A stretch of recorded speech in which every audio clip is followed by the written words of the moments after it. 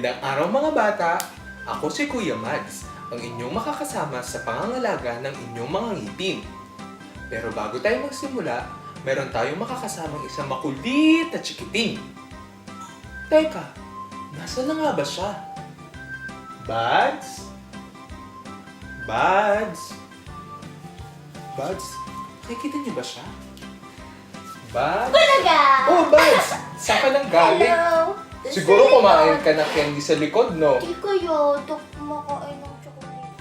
Eh kayong mga bata, mahilig ba kayo kumain ng matatamis tulad ng tsokolate at candy? Aha! Dahil dyan, meron kaming kwento para sa inyo. Handa na ba kayong makinig? Magaling! Halina't kilalanin si... Bong Bungi! Si Bong ay batang makulit. Dahil bunso sa tatlong magkakapatid, madalas na pagbibigyan ang kanyang mga kahilingan. Inay, sige na po, pahingi na po ako 10 piso. Promise, gagalingan ko po sa school. Sige na po, bigyan niyo na po ako. O siya, heto. Basta, wag puro tsokolate at candy ang bibilhin mo ha. Sinasabi ko sa'yo, Bong, masisira lang ang mga ngipin mo kapag puro matatamis ang kinakain mo. Opo, inay. Pagdating sa tindahan, Ano kayong masarap? Pabili po, pabili po. o Bong, anong bibilhin mo? 5 piso nga pong candy, 3 yema at 2 tsokolate. Aba, Bong, palagi yatang matatamis ang binibili mo ah. Nagsisipilyo ka ba naman ng ngipin? Baka mamaya ay masira yung mga ngipin mo. Hindi po, matibay po ang mga ngipin ko. Ikaw din, mahirap masiraan ang ngipin. Matapos kumain ng hapunan, Bong! Magsipilyo ka na ng ngipin bago matulog ha? Lagi kitang pinapaalalahanan na bata ka. Hindi ako nagkulang ng pagsasabi sa'yo. Huwag mo akong sisisihin pag nabungin lahat yung mga ngipin mo. opo, ang tibay-tibay pa kaya ng ngipin ko. Hindi naman to agad-agad masisira eh. Parang masarap kumain ng chocolate ngayon. Buti na lang, marami akong binili kanina.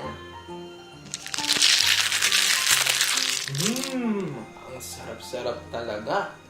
Parang kaya kong upusin yung isa pang balot ng tsokolate na to ah.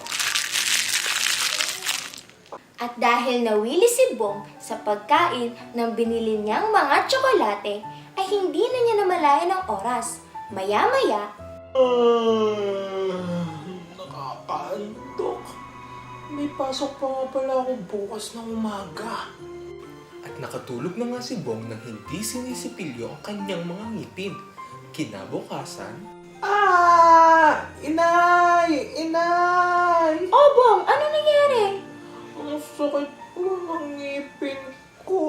Iyan na nga man sinasabi ko sa'yo eh. Ang tamad-tamad mo kasi magsipili ng ngipin. Ang sakit-sakit talaga ng ngipin ko.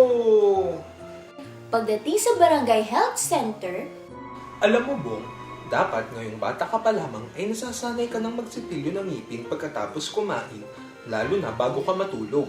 Bukod kasi sa pagkasira nito ay maaari ka ring magkaroon ng mga bakterya sa loob ng iyong tiyan kapag madalang ka maglinis ng mga ngipin. O kaya naman ay maaari ka ring magkaproblema sa iyong gilagid na magiging sanhi ng paghihina ng iyong mga ngipin at tuluyang pagkabungi. Gusto mo ba iyon? Ayaw ko po. Kung ayaw mo mangyari iyon, ay ugaliin mo ang pagsisipilyo ng ngipin pagkatapos kumain. Dapat ay 2 hanggang 3 beses kang nagsisipilyo sa isang araw. Naiintindihan mo ba, Bong?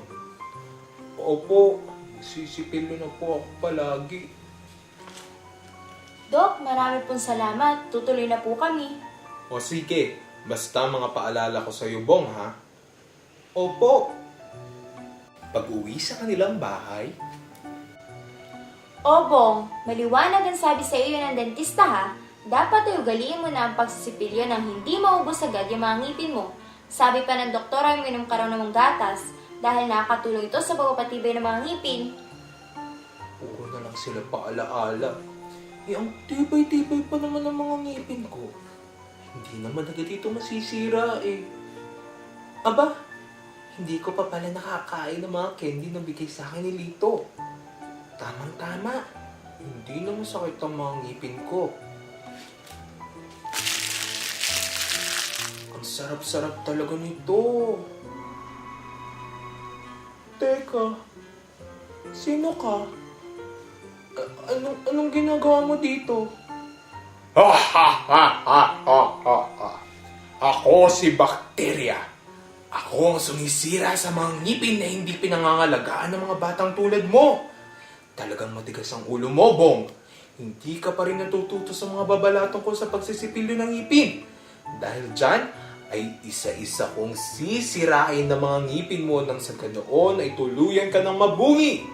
Total, ayaw mo rin namang magsipilyo, di ba? Huwag kang lalapit! Huwag kang lalapit!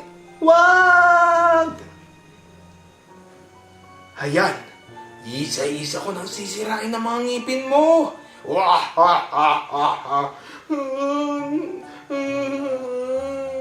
Kinabukasan sa paaralan, Bambungi, bambungi, bambungi. Dahil tamad akong magsipilyo, nawala halos lahat ng mga ngipin ko. Ayoko ng ganito. Hindi ako makakakain ng ayos. Palagi pa akong tinutokso ng mga kaklase ko.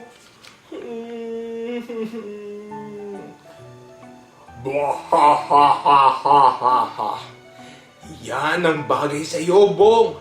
Tamad ka kasing magsipilyo. Hindi mo pinapahalagahan ang iyong mga ngipin. Ngayon ay sisirain ko na rin ang mga natitira mo pang ngipin. Huwag kang lalapit! Huwag kang lalapit! Wag! Ayokong mabungi!